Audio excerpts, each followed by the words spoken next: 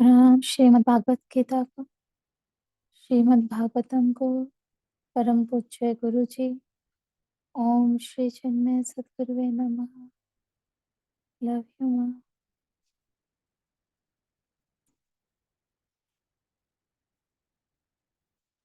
प्रणाम आप सभी को।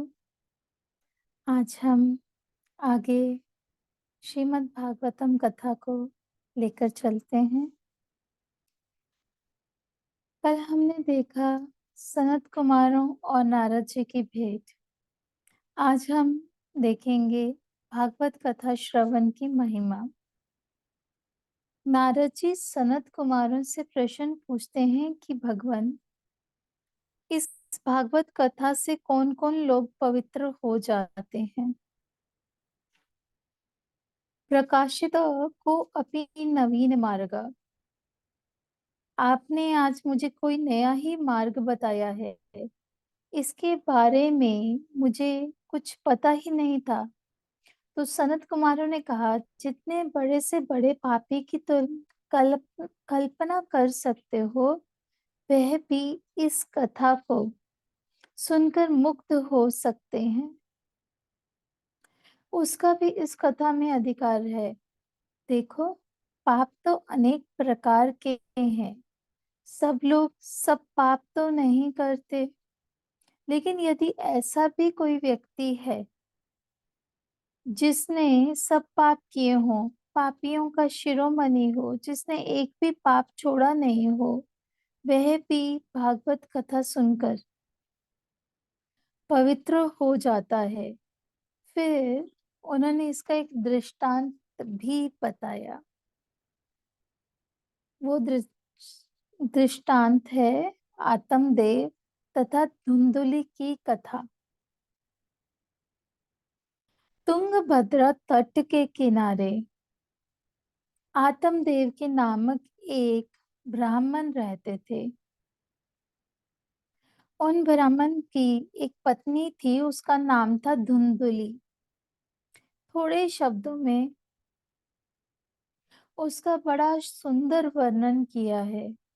वह आत्मदेव जी बड़े शास्त्रज्ञ थे, वैदिक कर्मों में विश्वास रखने वाले थे।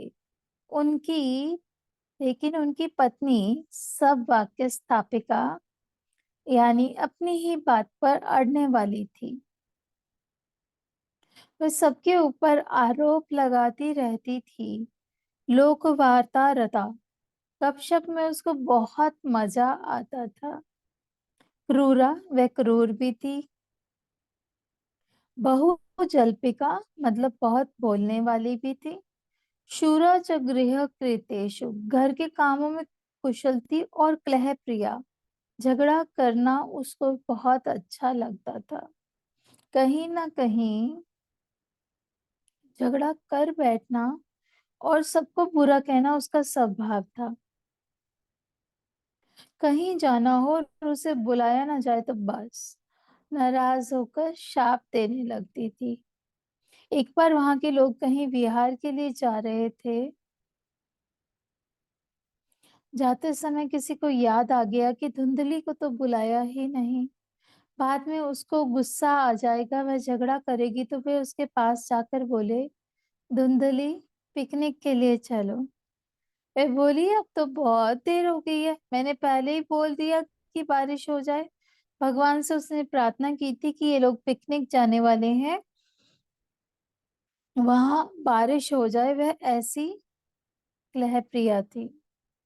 ये दोनों पति पत्नी वहां रहते थे, परंतु उनके कोई पुत्र नहीं हुआ था।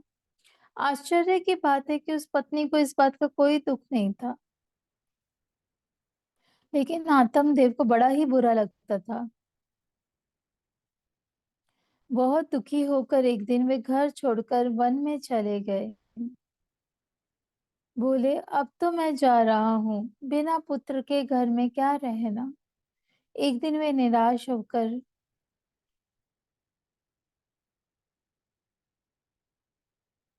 एक दिन वे निराश होकर थके हारे किसी तालाब के निकट बैठे थे।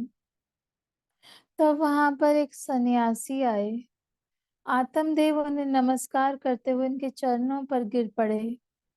सन्यासी बोले, क्या हुआ? तुम्हें क्या दुख है? बोले, कुछ ऐसा पूर्व पाप है कि मुझे पुत्र ही नहीं होता। कोई भी चीज हमारे घर में टिकती नहीं है। पेड़ पौधे लगाता हूँ तो वे कभी फलते नहीं हैं। गाय लाता हूँ तो उसको बच्चा नहीं होता। पुत्र के बिना तो कुछ है ही नहीं। आप मुझ पर कृपा करके एक पुत्र दे दीजिए। वे सन्यासी उसके कपाल की रेखा पढ़ते हैं और कहते हैं, अरे 7 जन्मों में तुझे पुत्र होने वाला नहीं है। तो पुत्र के पीछे क्यों पड़ा है? आखिर पुत्र से तुमको ऐसा कौन सा सुख मिलने वाला है? हर आदमी सोचता रहता है कि पुत्र होगा तो बड़ा सुख होगा, और पुत्र हो जाए तो वह कहता है, मेरे नन्हे मुन्नों, मेरी आंख के तारे मेरी आंखों के सामने चमकते रहो। वह लड़का दिन में आंख के सामने तारे चमका देता है। बोले, क्या फायदा? ऐसा ही होता है। फिर कहते हैं, रे मुंचाद्य कुटुम्बाशाम संन्यासे सर्वथा सुखम। तुम संन्यास ग्रहण करो। संन्यास से में बड़ा सुख है। लेकिन किसी के मन में जब कोई कामना आती है तो दूसरी कोई बात समझ में नहीं आती। विवाह करने की कामना है तो बस विवाह ही करना है। उससे बढ़कर और कोई चीज हो ही नहीं सकती। शादी हो गई तो पुत्र चाहिए। तब लगता है एक पुत्र तो होना ही चाहिए। इस पर वह आत्मदेव कहते हैं, पुत्रादि सुखहीनो अयम संन्यास शुष्क एव ही। गृहस्थ सरसो लोके पुत्र पौत्र समन्विता समन्विता। गृहस्थाश्रम बड़ा ही अच्छा है। नन्हे मुन्ने बच्चे होंगे, फिर जब वे बड़े होंगे तो उनके भी बच्चे होंगे। कितना सुख है उसमें। अकेले जीने में कोई रस नहीं है। मुझे तो आप किसी प्रकार पुत्र प्राप्ति करा दीजिए, नहीं तो मैं जीवित रहकर क्या करूंगा।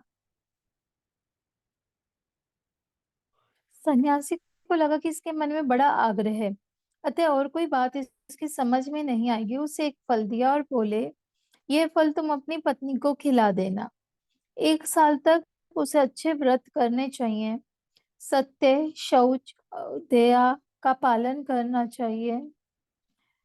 दान करना चाहिए तथा एक समय भोजन करना चाहिए। 1 साल के बाद उसके गर्भ से पुत्र होगा, वह बड़ा ज्ञानी होगा। आत्मदेव बड़े खुश हुए। घर आकर पत्नी को फल दिया और सारी बातें उसे बताकर अपने कार्य में चले गए। पत्नी को बड़ा दुख हुआ। बोली, अब मैं ये फल खाऊंगी तो गर्भ रहेगा और शरीर बढ़ेगा, तब काम करना कठिन हो जाएगा। घर में इतना सारा काम रहता है। दिन में एक बार खाने के लिए बोला गया है। ऐसा करने से तो मुझ में ताकत ही नहीं रहेगी। ताकत नहीं रहेगी तो घर का काम कैसे होगा? और मानो कभी गांव में चोर डाकू आ गए तो गर्भ के कारण मैं भाग भी नहीं पाऊंगी। ये सब भागवत में लिखा हुआ है। दैवाद घाटी दैवाद घाटी व्रजदे ग्रामे पलायत गर्भिणी कथम। मैं ऐसी सुकुमारी हूँ, गर्भ धारण के ये सब दुख मैं कैसे सहन कर पाऊंगी। सत्य, शौच, दान, दया, तप, ये सब कठिन नियम है। ये सब तो मुझसे नहीं हो पाएंगे। वे कहती है, वंध्या नारी या विधवा ही अच्छी है, पुत्रवती नहीं। ऐसा कुतर्क करके उसने फल नहीं खाया। आत्मदेव जी जब लौट कर आए तो उन्होंने पूछा, तुमने वह फल खा लिया? वो बोली, हाँ खा लिया। झूठ बोली। उसकी एक बहन थी उसी के जैसी। बहन आई तो उससे कहती है बड़ा दुख आ गया है। उसने पूछा क्या हुआ? सारा वृतांत बताकर कहती, मैं तो नहीं चाहती, अतः अब क्या करूं? तो उसकी बहन ने कहा, मुझे बच्चा होने वाला है। तुम ऐसा नाटक करो कि तुमको गर्भ है। जब मेरे बच्चे का जन्म होगा तो मैं तुमको वो बच्चा दे जाऊंगी, समझे? फिर मैं अपने यहाँ ये कह दूंगी कि बच्चा जन्म लेते ही मर गया। तुम मेरे पति को पैसे दे देना। उस समय की स्त्रियां भी ऐसा व्यवहार करती थी। इसमें बड़ी योजना है। लेकिन प्रश्न उठा कि बच्चे को दूध पिलाना पड़ेगा, वह कैसे होगा? तो बहन ने कहा, मैं आकर दूध पिला दिया करूंगी। कुछ समय के बाद धुंधली नाटक करने लगी कि वह गर्भवती हो गई है। फिर जब उसकी बहन को बच्चा हुआ तो वह आकर बच्चा दे गई। धुंधली ने पूर्व कथना अनुसार उसे पैसे दे दिए। फिर धुंधली कहने लगी, मेरे पास तो दूध नहीं है, लेकिन मेरी बहन को अभी बच्चा हुआ है, अतः वह इसे दूध पिला दिया करेगी। आत्मदेव ने सोचा, ठीक ही है। बहन आकर दूध पिलाने लगी। बहन ने एक और बात कही थी, सन्यासी के द्वारा दिए गए फल की शक्ति को देखने के लिए उस फल को तुम अपने घर की गाय को खिला दो और देखो कि क्या होता है। धुंधली ने ऐसा ही किया था। अब ऐसा आश्चर्य हुआ कि वे फल जिस गाय को खिलाया गया था वह गर्भवती हुई और गाय ने एक सुंदर कुमार को जन्म दिया। उसके कान गाय के कान जैसे थे, इसलिए उसका नाम गोकर्ण रखा गया। सोचा गया कि धुंधली के बच्चे का नाम क्या होगा, तो वह स्वयं बोली, मेरा नाम धुंधली है तो इसका नाम धुंधुकारी होना चाहिए। जो बहुत धूमधाम करता रहे उसको धुंधुकारी कहते हैं। आगे हम देखते हैं धुंधुकारी का पतन व उद्धार। बड़ा होकर गोकर्ण तो विरक्त ज्ञानी पंडित बन गया, परंतु धुंधुकारी महादुष्ट क्रूर और भयकारी बन गया। मारना पीटना, खेलते हुए बच्चे दिख जाएं तो उन्हें कुएं में डाल देना आदि कुकर्म करने लगा। शव हस्तेन भोजनम, शव हस्त से भोजन अर्थात मुर्दे का स्पर्श करके उसी हाथ से अन्न भी खा लेता था। शव हस्त का दूसरा अर्थ है मरा हुआ हाथ, अर्थात जो हाथ कभी दान नहीं करता। तो धुंधुकारी कभी दान तो करता नहीं था, केवल भोग करता रहता था। फिर वह अपने माता पिता को भी गाली देने लगा, मारने लगा। वेश्याओं के फंदे में फंसकर उसने अपने पिता की सारी संपत्ति नष्ट कर दी। अब आत्मदेव जी रोने लगे, बोले, उस सन्यासी ने पहले ही कह दिया था, देखो ये कैसा पुत्र हो गया है। फिर वे सोचने लगे, यहाँ तो दुख ही दुख है। तथापि वे भगवान को धन्यवाद देने लगे। बोले, इस बच्चे के कारण मुझे संसार से वैराग्य हो गया है। संसार में कोई सार नहीं है, ये बात मेरी समझ में आ गई। कभी कभी भगवान के रास्ते बड़े निराले होते हैं। जब हम कई बार बातें ऐसे आसानी से नहीं समझते तो वो बहुत रास्ते अपनाते हैं हमें बात समझाने के लिए, सही मार्ग पर ले जाने के लिए। तो कुछ दुख भी ऐसे होते हैं जिनकी परिणति अंत में हमारा कल्याण होती है। हम सोचने लगते हैं कितना दुख आया, पर ईश्वर कभी भी हमें दुख नहीं देना चाहता। उसका उद्देश्य सिर्फ हमें सही मार्ग पर ले जाना होता है। तो हमेशा आत्मदेव जी की तरह ईश्वर को धन्यवाद करना चाहिए और सही वास्तविक अर्थ को समझना चाहिए। अब ये आत्मदेव जी बोले, संसार में कोई सार नहीं, यह बात मेरी समझ में आ गई है। तब गोकर्ण जो बड़ा समझदार पुत्र था, वह कहता है, पिताजी, अब आप झूठी आशाएं छोड़कर वन में चले जाइए।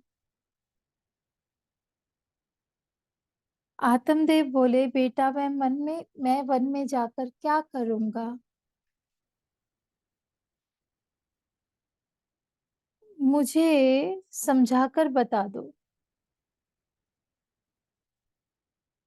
बोले, मुझे कुछ भी समझ में नहीं आ रहा है। अब मैं 60 साल का हो गया हूँ, लेकिन बुद्धि तो कुछ है ही नहीं। साठी बुद्धि नाठी। अब तुम ही समझदार हो, तो बता दो।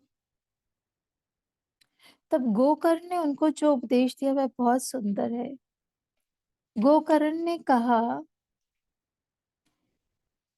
देहे अस्ति मास रुधिरे अभिमतिम त्यज त्वम जाया सुतादिषु सदा ममतां विमुञ्च पश्यानिशं जगद इदं क्षणभंग निष्ठम वैराग्य राग रसिको भव भक्ति निष्ठः धर्मं भजस्व सत्यं त्यज लोक धर्मान सेवस्व साधु पुरुषान जहि काम तृष्णा अन्य से दोष गुण चिंतन आशु मुक्तवा सेवा कथा रस महो नित्राम पिबत्वम। इसका अर्थ हुआ, यह देह अस्थि मांस रक्त से भरा हुआ है। ऐसे देह को यह मेरा स्वरूप है, यही मैं हूं, ऐसा जो मान लिया है, इस बुद्धि को अर्थात देह में जो अहंता है उसे छोड़ दीजिए और पत्नी घर पुत्र को मेरी पत्नी मेरा घर मेरा पुत्र मान लिया है, इस मम बुद्धि को भी छोड़ दीजिए। यह जग अत्यंत क्षणिक है, अतः वैराग्य के रस का स्वाद चखते हुए धर्म का पालन कीजिए और साधु पुरुषों की सेवा कीजिए। दूसरों के गुण दोषों को देखना, उनका चिंतन करना छोड़कर भागवत कथा में रम जाइए। इस प्रकार गोकर्ण ने आत्मदेव जी को बड़ा सुंदर उपदेश दिया। अपने पुत्र की बात मानकर आत्मदेव जी जंगल में चले गए। वहां वे श्रीमद् भागवत के दशम स्कंद का पाठ करने लगे और फिर उनकी मुक्ति हो गई। अब धुंधुकारी अपनी माँ के साथ रहता था। वो अपनी माँ को लात मारता है और बोलता है, पैसे निकाल नहीं तो मारूंगा। वो बेचारी इतनी परेशान हो गई कि एक दिन कुएं में कूदकर उसने आत्महत्या कर ली। अब तो वह खुले बैल की तरह हो गया था, 5 वेश्याओं को भी घर ले आया और भोग में लगा रहा है। वे रोज नई नई चीजें मांगती रहती हैं, कहती हैं हमको दान दो, अलंकार व आभूषण ला कर दो। अब धुंधुकारी जहां कहीं से चोरी करके वह सब ले आया। जब वह सो गया तब वे वेश्याएं आपस में बात करने की, ये तो बड़ा चोर है, रोज चोरी करके सामान ले आता है, एक दिन राजा के लोग इसे अवश्य पकड़ेंगे, तब हमारी भी मौत हो जाएगी। अतः अब इसको मार ही डालते हैं। ऐसा सोचकर उन्होंने उसे रस्सी से बांधा, उसका गला दबाया, फिर भी वह नहीं मरा। तब उसके मुंह में जलते हुए अंगारे डालकर उसको मार डाला। जब आसपास वालों ने पूछा कि धुंधुकारी कहाँ गया, तो वे बोली, वह धन कमाने के लिए किसी दूसरे देश में गया है। और दूसरे ही दिन वे सब भी वहां से चली गई। इस बीच गोकर्ण यात्रा करने के लिए चले गए थे। जब उनको अपनी भाई की मृत्यु का समाचार मिला तो उन्होंने गया आदि पवित्र क्षेत्रों में श्राद्ध कर्म किए और घूमते घामते अपने गांव में वापस आ गए। रात में जब वे अपने आंगन में सो रहे थे, तब वहां एक भयंकर दृश्य दिखा। एक बड़ा ही भयंकर प्राणी था जो कहीं कभी बकरे की शक्ल वाला, तो कभी भैंसे की शक्ल वाला, कभी गंधर्व की तो कभी देवता की आकृति वाला हो जाता था। गोकर्ण सोचने लगे कि कौन है, कोई भयानक प्राणी अथवा कोई प्रेतात्मा लगती है। बोले तुम कौन हो, लेकिन वह उत्तर नहीं दे पा रहा था। गोकर्ण घबराए नहीं, उन्होंने उसके ऊपर जल छिड़का तो उसमें बोलने की शक्ति आ गई। तो वो बोले, मैं तुम्हारा भाई धुंधुकारी हूँ। अपने घोर कर्मों के फलस्वरूप मुझे यह प्रेत योनि प्राप्त हो गई है। गोकर्ण ने कहा, परंतु मैंने तो तेरी मुक्ति के लिए बहुत से श्राद्ध किए, क्या तेरी मुक्ति नहीं हुई? धुंधुकारी कहता है, मैंने इतने पाप किए हैं, तुम ऐसे हजारों श्राद्ध करोगे तो भी मेरी मुक्ति नहीं होगी। गोकर्ण बोले, तो अब मैं क्या करूं? तो वह कहता है, मुझे मालूम नहीं, लेकिन तुम कुछ तो उपाय करो। आगे गोकर्ण द्वारा भागवत कथा बताई गई है। प्रातः उठकर गोकर्ण सोचने लगे कि इसके लिए अब क्या करें। पास के गांव वाले लोग मिलने के लिए आते हैं, तब उन लोगों से भी पूछकर वे सूर्य भगवान भगवान की उपासना प्रार्थना करते हैं। सूर्य भगवान प्रसन्न होकर कहते हैं कि तुम भागवत सप्ताह करो, सब ठीक हो जाएगा। देखो घूम फिर कर फिर बात आ गई भागवत सप्ताह पर। बोले अच्छा है। तत्काल भागवत सप्ताह का आयोजन किया गया।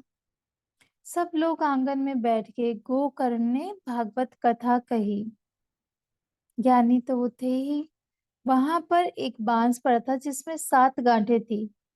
प्रेत आत्मा धुंधुकारी को और कहीं जगह नहीं मिली तो वह बांस में जाकर बैठ गया।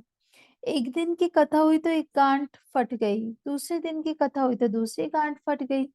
लोगों की समझ में नहीं आता ये सब कुछ फटने की आवाजें आती कहाँ से है। 7वें दिन कथा समाप्ति पर बांस की आखिरी घाट गांठ भी फट गई। उस बांस में से एक दिव्य देहधारी जीव निकला।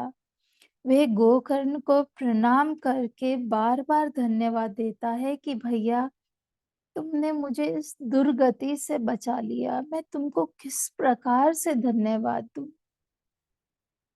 सब लोग आश्चर्यचकित देख रहे थे। देखते ही देखते उसके लिए वैकुंठ से विमान आया। तब गोकर्ण ने हरिदासों से पूछा, अरे यहाँ इतने सारे श्रोता हैं, सबने भागवत कथा सुनी है, लेकिन केवल इसी के लिए विमान लेकर आए हो, अन्य सभी लोगों के लिए विमान नहीं लाए? यह क्या बात हुई कि एक जो प्रेतात्मा है उसी को लेकर जा रहे हो, ये कैसे हुआ? श्रवण तो सबने किया, फिर फल का भेद कैसे हुआ? हरिदासों ने बहुत सुंदर उत्तर दिया। वे बोले, श्रवणस्य विभेदेन फलभेदो अत्र संस्थिता। श्रवणं तु कृतं सर्वेण तथा मननम कृतं। श्रवण तो सब लोगों ने किया लेकिन मनन नहीं किया, इसी से फल भेद हो गया।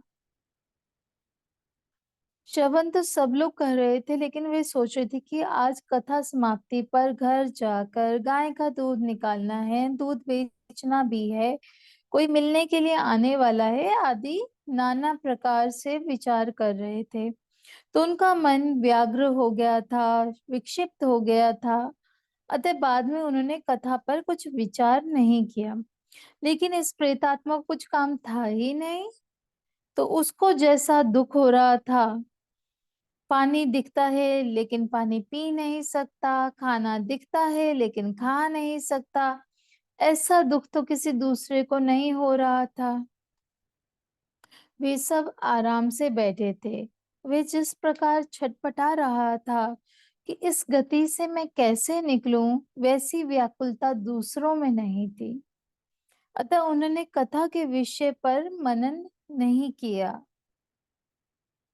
सब लोग श्रवण कुमार हो गए, मनन कुमार नहीं हुए।